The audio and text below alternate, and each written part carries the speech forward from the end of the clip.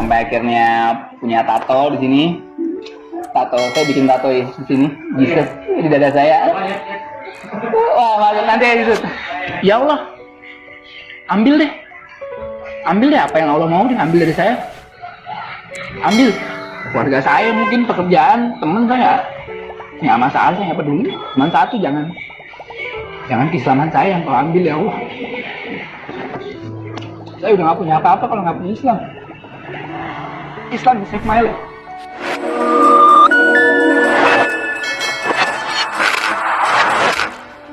Nama saya Pierre Rinaldi Stefanowaro. Agama saya sebelumnya adalah Kristen Protestan. Oh, bisa convert ke Islam. Jadi ceritanya tahun 2013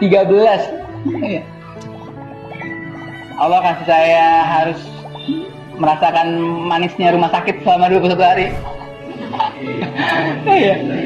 Itu sakit yang dicari sendiri sih kali ya. Ya namanya anak muda kan, segala macam dicobain. Apa dicobain? Ya semua lah, alur jalan lah yang berbau-bau mabuk kali ya. Dari alkohol, mungkin obat, segala macam, sampai sabu dan segala macam lainnya. Penasaran, semua karena penasaran gitu.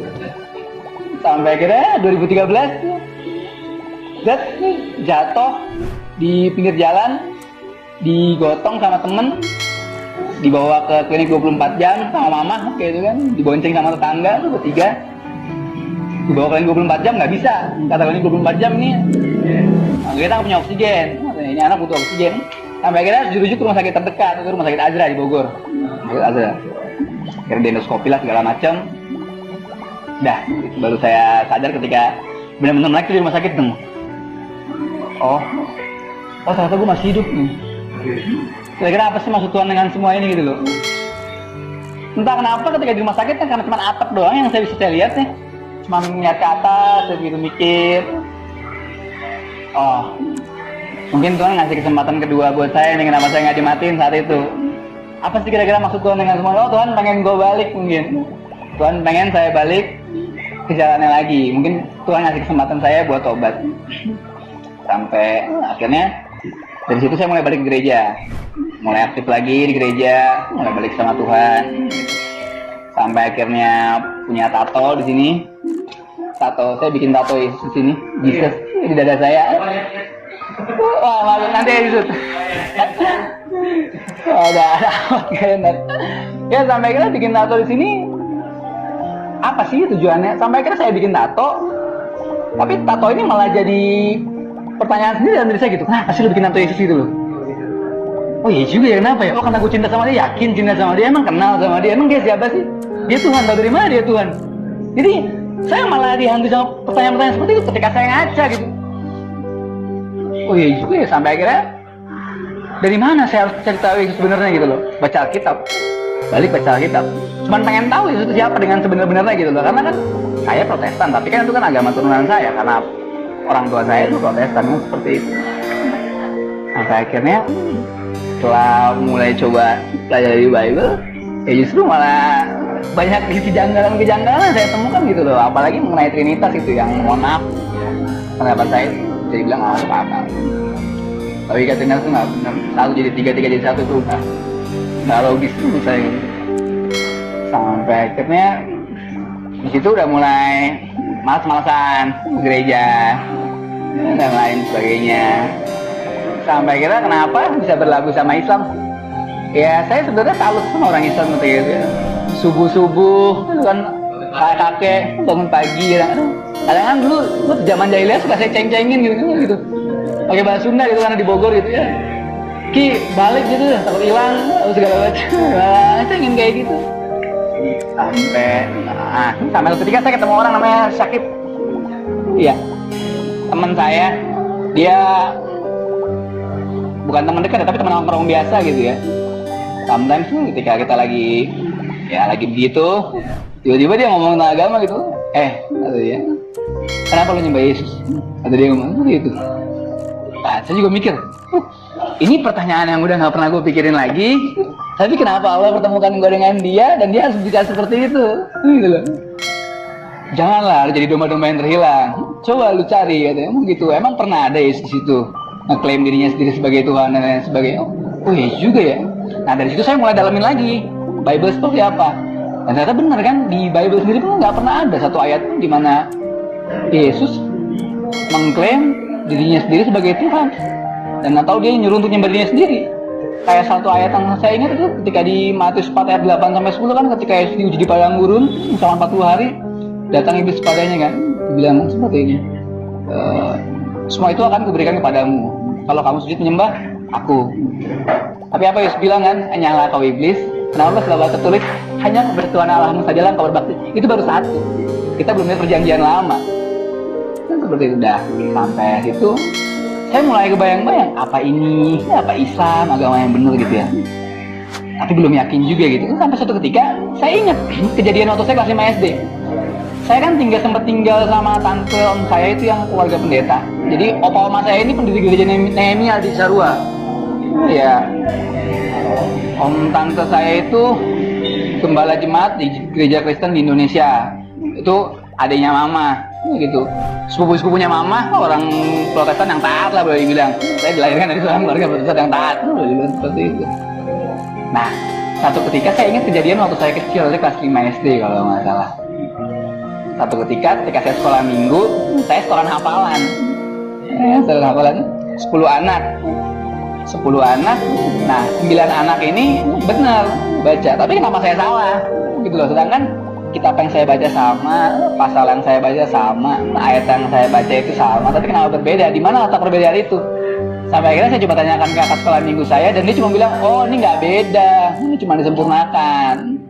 Ternyata Bible yang saya baca itu tahun lama lah, waktu itu tahun 90-an. Nah teman-teman saya baca tahun 2000 seperti itu. Jadi ada perbedaan kata di situ. Oh iya, saya lupa ayat-ayat berapa. Oh itu satu kejadian yang saya ingat. Oh ya udahlah, disempurnakan, udahlah. Anak kecil kan nggak pernah pikir ke sana.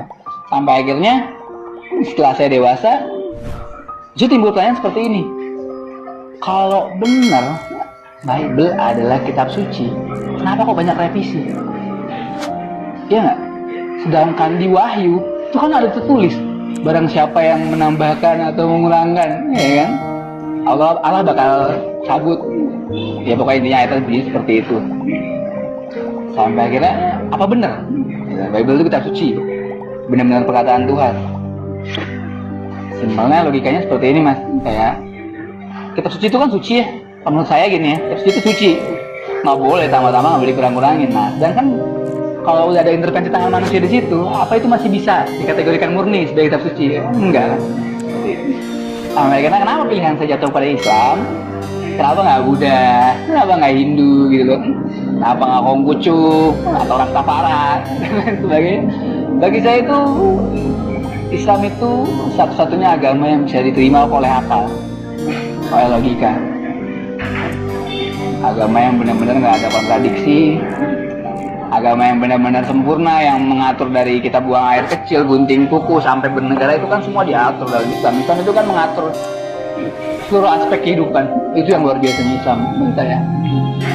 Sampai akhirnya coba memberanikan diri untuk membaca Al-Quran. Ternyata kan bukanya kan dari kanan dulu ya. Ya kan dari kanan dulu ya, bukan dari kiri dulu. Ketemu ayat surat Al-Baqarah ayat 23 sampai 24. Kan ada tantangan Allah di situ kan. Pertama kan di Al-Baqarah kan, zalikal kitabullah raiba fihi, tidak ada keraguan dalamnya. Terus ayat 23 kan, Bismillahirrahmanirrahim. Wa in kuntum fi raibin mimma nazzalna ala abdina fa'tu bi suratin min mithlihi wadu syuhada'akum min dunillahi in kuntum shadiqina. Dan jika kamu meragukan Al-Quran yang kami turunkan kepada hamba kami Nabi Muhammad SAW, coba datangkan satu surat semisal dengannya. Itu Allah tantang gitu kan. Allah yang tantang, Allah yang berikan jawaban ya kan. Ya 24 ya kan, fa'ilam tawalu walam tawalu kan, seperti itu. Dan kamu sungguhnya tidak akan bisa dan pasti tidak akan bisa. Satu gitu, belum cukup juga. Dan ini yang jadi pegangan saya nih. Dan ini salah satu mujizat yang menurut saya perkataan Allah itu benar dan masih bisa kita temukan sampai detik hari ini. Quran surat Al-Hijr ayat 9, Allah bilang kayak gini kan, inna nahnu nazzalna zikra wa inna lahu lahafizun. Sungguhnya kamilah yang menurunkan Al-Quran dan kami pula yang akan menjaganya. Tahu dari mana? Kan gitu pertanyaannya. Tahu dari mana Allah yang menjaganya? Simply mas, kalau ada seseorang yang punya daya di muka bumi ini, dia bisa ngumpulin seluruh Al-Quran di muka bumi ini, dikumpulkan jadi satu, bumi hanguskan, dibakar sama dia gitu ya, atau dimusnahkan, terus diterbitkan Al-Quran yang baru, itu nggak bakal bisa. Kenapa? Karena hafiz Quran bukan 1-2 orang, masyarakat jutaan. Ya ini menurut saya bentuk penjagaan Allah terhadap Al-Quran dari 1400 tahun lalu turunkan kan sampai kisah ini kan sama kan, teksnya kan, nggak ada yang berubah dan nggak ada yang berkurang kan, satu huruf.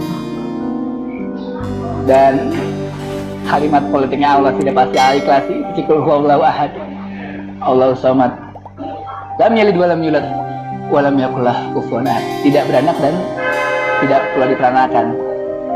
Tidak ada sesuatu pun yang setara dengan ini definisi Tuhan yang sebenarnya. Nggak berwujud, nggak kelihatan, tapi bisa dirasakan. Dan nah, tahun 2015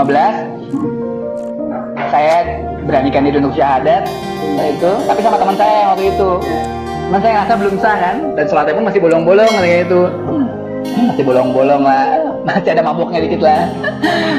Ini sampai akhirnya saya minta, saya doa, ya tolong berikan saya pekerjaan yang baik buat saya. Dan kuasa Allah berikan saya kesempatan untuk bekerja di salah satu yang internasional hotel lah, dengan saya yang cuma lulusan sekolah dasar tapi bisa bekerja di perusahaan internasional tuh, wah alhamdulillah banget kan. Sampai akhirnya ketika saya di sana, target saya ini, saya sekarang udah seorang muslim, seorang Islam, saya nggak mau ninggalin sholat, saya nggak mau jadi Islam KTP, saya nggak mau jadi Islam abangan. Saya percaya ketika saya melakukan Islam saya dengan baik ini, pasti Allah bakal bukakan jalan. Itu Allah buktikan, benar-benar buktikan. Jadi ketika pas masa transisi itu di Cikarang, saya pengen coba menjalankan keislaman saya dengan sebaik-baiknya, tapi nggak bisa. Kenapa? Karena kan terbentur dengan pekerjaan. Saya bekerja di bidang hospitality. Iya kan, notabene yang kalau kayak mau Jumatan pun harus narik urat dulu, ya kan, harus ada kencang gitu. Meskipun nggak dilarang, itu diizinkan. Cuman kan ada perasaan gak enak gitu lah. Apalagi kita seorang frontliner gitu ya, seorang yang berhadapan sama tamu. Sampai akhirnya saya coba untuk salat istikharah. 3 hari 3 malam saya bilang, ya Allah, kalau bekerja di sini benar-benar membawa faedah yang baik buat saya, tolong pertahankan saya bekerja di sini, mudahkan saya, tolong pertahankan saya di sini. Tapi bila mana saya bekerja di sini hanya membawa mudorot bagi saya, tidak baik untuk kehidupan saya dan agama saya, tolong mudahkan saya tak pengen resign tanggal 25 ya Allah. Allah jawab kontan itu 3 hari kemudian. Manajer saya, dia seorang yang baik, seorang yang baik, yang sholat pun, tapi entah kenapa Allah plesetkan mulutnya sampai sedikit bikin sakit hati kali ya. Jadi suatu ketika gini, saya sholat asar, briefing itu kan jam 3, tapi ini sampai jam 15.20 dia nggak datang. Sampai akhirnya saya bilang sama teman saya, Mas, kemana bos lu? Nggak tahu nih. Oh yaudah, gue sholat dulu bentar ya, sholat 5 menit. Ya, saya sholat, asar sholat, katanya briefing udah dimulai, ngumpul kan sama tim saya, semuanya segala macam. Tiba-tiba dia ngomong kayak gini, dari mana kamu? Oh, dari sholat pak. Ngapain? Dia ngomong gitu. Loh kok ngapain? Sholat pak, sholat asar gitu. Saya ini orang Islam ya, jangan jadikan sholat kamu sebagai alasan. Tadi ngomong gitu. Jadi saya cuma diam. Oh, ini jawaban Allah, saya bilang. Saya harus cabut dari sini. Sampai akhirnya Allah mudahkan saya resign. Saya belum tahu mau kemana tuh. Kata saya cuma satu. Saya mau ke Jogja, saya mau ziarah ke makam bapak saya. Karena bapak saya itu kan beliau dimakamkan di daerah Sawabongo, Yogyakarta. Sekalian silaturahmi lah sama keluarga di sana. Sampai akhirnya saya nyampe di Kota Gede, karena saya tinggal di rumah Mahdi saya waktu itu. Mahdi saya di Kota Gede. Nah kebetulan setelah 1 bulan saya tinggal di Kota Gede, saya sering sholat di Masjid Muadz bin Jabal, seberang percetakan mikro persis tuh. Yaitu. Nah, Mahdi saya ini mau pindah ke Kaliurang, sedangkan saya baru aja lagi belajar ngaji di situ sama pemuda di situ namanya Mas Kodik. Jadi karena saya sering sana, tiba-tiba dia nyapa saya, dari mana Mas? Ya gitu. Oh saya dari Bogor. Oh iya gini. Saya nanya kira-kira ada yang bisa ngajarin ngaji nggak di sini Mas? Oh bisa. Sore sama subuh. Tapi sore dulu aja. Oh gitu. Sampai akhirnya Mahdi saya pindah. Kan saya nggak tahu tuh mau tinggal di mana. Karena saya nggak mau repotin saudara lah. Nah, akhirnya saya coba bilang ke Pak Sam, takmir masjidnya waktu itu. diizinin nggak kalau saya boleh tinggal di sini sambil belajar ngaji di sini, gitu, belajar baca Quran di sini. Oh boleh mas, dengan senang hati. Jadi James Bond ya kan, jadi marbot, jaga masjid sama kebun, James Bond. Nah, mulai dari situ tuh Allah pertemukan saya dengan orang-orang luar biasa di Yogyakarta, dan saya banyak banget belajar tentang Islam. Oh ini Islam sesungguhnya. Oh ini agama yang sesungguhnya itu seperti ini. Oh ini ketenangan yang hakiki itu seperti ini ketika kita dapatkan ketika jidat saya bertemu dengan tanah. Itu ketenangan yang nggak pernah saya dapatkan di agama saya sebelumnya gitu loh. Yang namanya kita nggak punya uang sama sekalipun itu nggak ada perasaan pusing di situ. Ya biasa aja gitu. Karena kita tahu Allah nggak bakal mungkin meninggalkan. Sampai akhirnya ya Allah, saya punya kerjaan di sini, saya butuh pemasukan, saya butuh penghasilan gitu kan. Duit udah tipis. Ya, akhirnya alhamdulillah Allah kasih saya pekerjaan di 2 tempat sekaligus. Itu ya Allah, itu janji Allah tuh bener loh mas. Jadi saya tuh awal resign kan moto saya satu. Saya pernah baca hadis kayak gini, barang siapa yang meninggalkan sesuatu karena Allah, Allah bakal ganti sesuatu dengan sesuatu yang lebih baik. Itu janji Allah. Saya resign dari hotel karena saya pengen sholat 5 waktu, tepat waktu dan berjamaah kalau bisa. Saya resign, Allah kasih tinggal di masjid yang dimana tuh nggak bakal pernah lu bisa ketinggalan sholat 5 waktu. Ya Allah, saya bilang, oh, di situ saya mulai ya, saya udah nggak bisa ngomong lagi deh kalau ngomongin janji Allah itu pasti bener. Sampai akhirnya dapat pekerjaan itu pun sekali 2 langsung. Pagi-pagi saya jadi supir catering akikah di CV Melati tuh. CV Melati akikah punya Pemuda Muhammadiyah. Sorenya kadang saya jaga toko airsoft gun, kalau nggak toko pulsa, counter pulsa di seberang kantor pos Kota Gede di situ. Nah, kesibukan saya di sana, akhirnya ketemu ustadz di sana, ustadz di sana, direkomendasikan lah untuk mondok jadi santri Kalong di sana. Pondok pesantren Fauzul Muslimin ini meskipun nggak lama, cuma beberapa bulan, tapi alhamdulillah banyak sekali ilmu yang saya dapatkan di sana. Salah satunya betapa pentingnya akhlak di sana. Itu sih mas.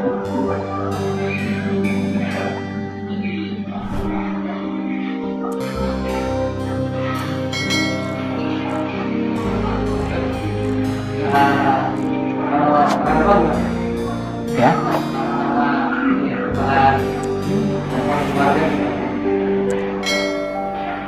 Sebenarnya mana ngomongnya salah kata-kata salah sikap, kayaknya salah ambil sikap gitu. Nah ini kan perkara dunia akhirat gitu ya. Agama ini kan sensitif sekali ya. Lagi orang tua saya tuh taat gitu, dan orang tua saya mama khususnya gitu ya pernah wanti-wanti gitu, aduh nah jangan sampai ya kamu, karena tetangga saya pernah ada yang mualaf satu.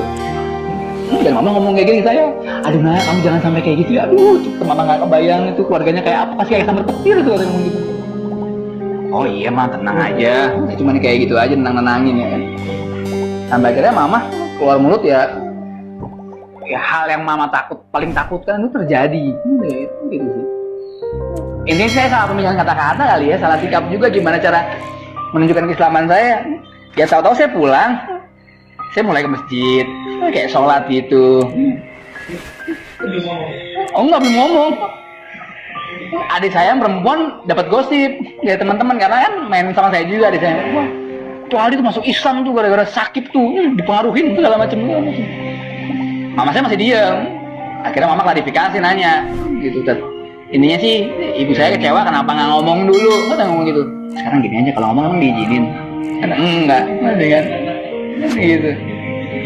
Sampai akhirnya ya saya mulai menunjukkan gimana caranya mama saya bisa terima Islam nih. Saya tunjukkan setelah saya berislam, saya tinggalkan lingkungan saya yang negatif, lingkungan yang buruk, dan coba merubah akhlak dan sifat saya. Jadi dan alhamdulillah mama ngomong seperti ini. Oh, mama bersyukur katanya kalau kamu seperti ini. Malah bersyukur dia bilang. Ya nggak ada perubahan yang signifikan lah. Mama senang lah pokoknya kamu sekarang. Ini kayak gitu. Sempat nangis juga mas. Wah iyalah, kejer lah. Aduh ya gitu. Sampai akhirnya terucap di mulut saya tuh cuman pengen bikin berhenti mama saya nangis aja gitu lah. Nggak ada yang kuat lah mas, nggak ibu nangis. Nggak ada yang kuat bohong, limbat sekalipun. Pasti nangis juga dia, ikutan nangis. Saya pernah bilang kayak gini mama saya, apa perlu mas saya balik lagi ke Kristen gitu buat berhenti mama nangis. Nah ini nih luar biasa lapang dadanya ibu saya nih. Dengan air matanya dia nyeka, air matanya dia ngomong kayak gini, jangan, nah lu jangan begitu, kamu seorang laki-laki, jangan begitu. Pilihan kamu, jalankan kewajiban kamu dengan sebaik-baiknya, tunjukkan ke mama bahwa Islam membawa perubahan yang baik. Jadi kamu itu jadi cambuk buat saya. Itu sebelum kerja ya, sebelum kerja di Cikarang. Jadi cambuk buat saya nggak mau jadi Islam KTP ini, saya nggak mau jadi Islam abangan gitu. Sampai akhirnya ya itulah mulai belajar Al-Quran tuh karena ya kali orang Islam nggak bisa baca Al-Quran, bikin malu aja begitu. Mau kalah sama orang Nasrani. Itu sih orang tua ya ditinggalkan ya sama keluarga besar. Ya mereka sih kayak yang nganggapnya sih kayak biasa-biasa aja, cuman kelihatan lah ada jarak di situ lah. Cuman nggak masalah sih mas bagi saya mas, bukannya saya nggak peduli sama keluarga saya gitu ya, tapi ya Allah ambil deh apa yang Allah mau deh, ambil dari saya, ambil keluarga saya, mungkin pekerjaan teman saya nggak masalah, saya nggak peduli, cuman satu jangan keislaman saya yang kau ambil ya Allah. Saya udah nggak punya apa-apa kalau nggak punya Islam. Islam save my life. Islam selamatkan hidup saya. Islam wah benar-benar merubah hidup saya 360 derajat gitu. Mungkin kalau nggak ada Islam saya nggak tahu sih jadi apa. Mungkin bisa mati karena pergaulan bebas, mati karena narkoba mungkin, dan lain sebagainya. Ya itulah apa yang Allah mau dari saya, ambil semua. Jangan keislaman saya, jangan keimanan saya ya Allah.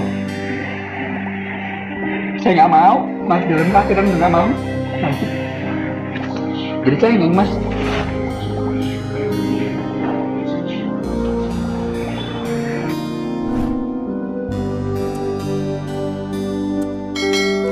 saran saya sih awal mula ini untuk mualaf ya, jangan malas buat sholat, karena sholat itu adalah kewajiban pilar Islam yang agama yang bila mana kamu meninggalkannya kamu bakal kehilangan segalanya gitu. Mungkin berat, ya emang berat karena ganjarannya surga. Sholat jangan ditinggalkan. Insya Allah ketika kita menjaga sholat kita nanti bakal perubahan-perubahan yang lain tuh otomatis Allah bakal kasih, Allah bakal ngikutin itu udah pasti.